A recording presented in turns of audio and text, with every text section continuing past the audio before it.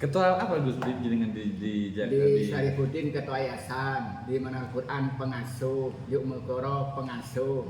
Jangan lupa UIN Jember, nanti bisa digugat. dosen UIN Jember. Iya. Dosen pasca. UIN Iya. khas Jember. Itu nanti saya digugat nanti oleh Prof. Epni. Assalamualaikum warahmatullahi wabarakatuh. Terima kasih para saudara-saudari, para kiai, para dosen dan para masyarakat secara keseluruhan. Pagi ini kita akan mewawancarai sosok yang tidak asing lagi. Beliau adalah Gus Wadud atau yang akrab yang biasa dipanggil Dr. Kiai Haji Abdul Wadud Nafis LC.MEI. Beliau asal Lumajang, pengasuh pondok pesantren, ketua umum yayasan Syarifuddin Wonorejo Lumajang, dan juga ada 3 pesantren yang lain yang juga beliau juga mengelola, dan sekaligus beliau adalah dosen pasca sarjana UIN khas Jember. Jadi aktivitas keseharian beliau di mana-mana, karena memang kalau kiai itu harus hadir di mana-mana. Jadi seperti itu. Terima kasih. Kita lanjutkan dengan wawancara selanjutnya bersama beliau. Nah, itu kritik-kritik saya pribadi yang notabene juga bukan bagian terpenting dari pesantren, tapi lebih sering mengelola atau menangani manajemen yang ada di pesantren. Nah, itu bagaimana pandangan jenengan terkait fenomena itu? Yang pertama yang harus dipahami, segaris besar pondok pesantren ini ada 5 macam. Iya. Ada 5 macam. Yang pertama, pondok pesantren yang mempertahankan tentang kesalafannya, di mana yang diajarkan itu hanya kitab kuning dan menggunakan kurikulum yang mereka miliki, dan mereka tidak banyak komunikasi dengan dunia luar, terutama dengan pemerintah. Ada pondok pesantren yang kedua tetap mempertahankan dia pondok salafnya dengan kitabnya, namun sudah mengenal manajemen, maka dia itu teratur. Klasikalnya itu tertib dan kiainya banyak interaksi dengan dunia luar, tetapi materinya tetap bagus. Kemudian yang ketiga, ada pondok pesantren yang betul-betul itu dia itu terbuka, sehingga dia itu mengikuti materi-materi, dia membuka SMP, SMA dan perguruan tinggi, dan lebih dominan materi-materi umum dan kitab hampir tidak diajarkan. Kemudian ada pondok pesantren itu yang keempat, dia mencoba menggabungkan antara pondok materi lama dengan materi baru, artinya dengan kitab kuning dengan materi-materi sekolah atau madrasah. Dan ternyata kadang-kadang lebih dominan madrasahnya, kitabnya tidak begitu maksimal. Tapi ada yang 5 yang betul-betul bagus. Mereka mempertahankan kitab kuning itu dengan baik sehingga melahirkan santri-santri yang pintar baca kitab, tapi waktu bisa juga ngikutin dia dengan kemajuan modern ini, sisi manajemennya bagus sehingga dia melahirkan santri yang satu sisi pintar umum dan juga pintar agama, dan itu melahirkan tokoh-tokoh besar itu. Kemudian yang kedua, kiainya. Nah, kiai sendiri itu ada kiai betul-betul tertutup. Mereka itu dengan kesufiannya, mereka betul-betul tertutup, tidak banyak komunikasi dengan dunia luar, juga dengan pemerintah. Tapi ada kiai-kiai itu yang komunikasi dengan dunia pemerintah, tapi dia betul-betul dia itu membatasi diri. Ketika ketemu dengan Anda, sifatnya dia menjadikan tausiah, memberikan nasihat-nasihat. Tapi juga ada satu sisi yang kiai itu seimbang antara dirinya yang menerima dan memberi. Nah, kemudian ada juga yang mereka ini agak longgar sehingga kesannya terdekat dengan pemerintah. Dan ini secara jelas digambarkan oleh Endang Termudi dalam disertasinya. Kemudian dia jadikan buku adalah perselingkuhan kiai dengan kekuasaan bukaan itu. Nah, itu yang kedua. Kemudian yang ketiga, pandangan tadi itu host itu menggambarkan hanya satu pihak, tadi satu gambaran pondok pesantren yang sangat terbuka atau menggambarkan kiai yang sangat terbuka. Dan kalau kita mau jujur, persentasenya itu sangat kecil.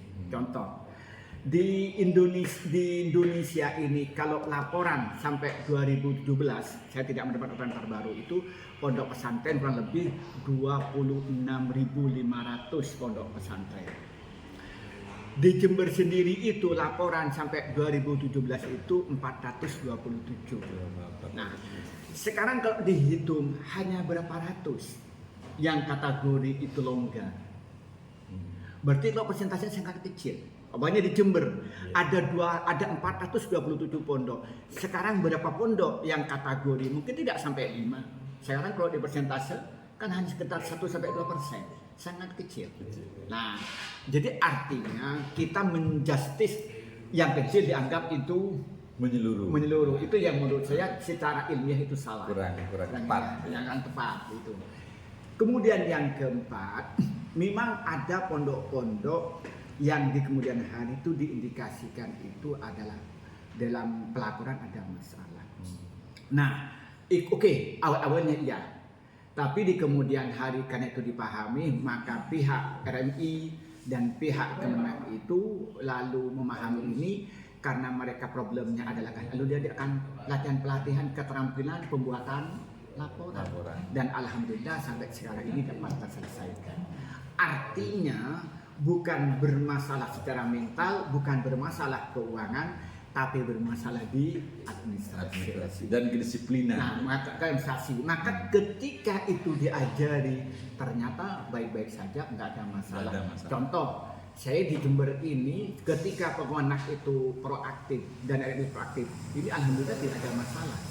Artinya problemnya itu bukan masalah ada penyimpangan, tapi masalahnya adalah kemampuan administrasi. Ketika itu dilatih itu selesai masalahnya. Bukan berarti tadi dibilang dia tidak kuat dengan godaan uang, tidak. Kan berarti menurut saya persepsi itu perlu dibenahi dengan bukti nyata. Setelah dilatih tentang pelaporan ternyata baik-baik saja. Iya, berarti memang mungkin fenomena yang terjadi adalah pada proses pelaporan tadi, sehingga mungkin muncul anggapan bahwasanya seolah-olah pondok pesantren atau lembaga itu tidak profesional, kan begitu. Dan begini nih ya, yang perlu dipahami. Tadi kan pondok itu kan ada 5 macam. Sekarang masuk kepada pondok level 1 dan 2 yang pondok salaf tadi. Dan mereka tidak mengenal tentang administrasi. Bukan mereka bodoh, tapi mereka tidak belajar saja. Buktinya ketika diajari langsung bisa mengerti dan ternyata kemudian tidak bermasalah. Artinya kewajiban kita yang terdidik, kewajiban kita yang mengerti ini untuk menemani mereka, dan mereka itu mau berubah, mereka mau belajar, dan mereka mau disiplin sesuai dengan aturan yang berlaku. Jadi memang harus beriringan ya Gus. Kalau pola pikir atau pandangan jenengan pengelola pesantren dalam hal ini dalam tanda petik kiai atau pengasuh itu bagaimana menyikapi dengan banyaknya bantuan atau banyaknya ketersambungan mereka dengan pemerintah. Jenengan secara pribadi mendukung atau menolak itu Gus? Ada 2 hal yang harus kita pahami. Yang pertama, ketika pondok itu mengambil keputusan kerjasama dengan pemerintah itu hal yang wajib, karena kita warga negara harus punya hubungan yang baik dengan pemerintah. Karena ketika dia tidak punya hubungan baik secara undang-undang salah, kita berarti tidak mau menerima pemerintah yang sah ini. Sedangkan pondok pesantren yang hal ini adalah NU, secara mutlak dia mendukung pemerintah yang sah ini, bahkan NKRI harga mati. Jadi tidak benar ketika pondok pesantren tidak mau kerjasama dengan pemerintah. Kemudian yang kedua, tentang setelah uang diterima itu, maka karena itu pondok-pondok pesantren biasanya membuat tim yang ahli. Kiai tidak terlibat itu. Kiai tugasnya baca kitab, tugasnya adalah memberikan tausiah dan memberikan arahan.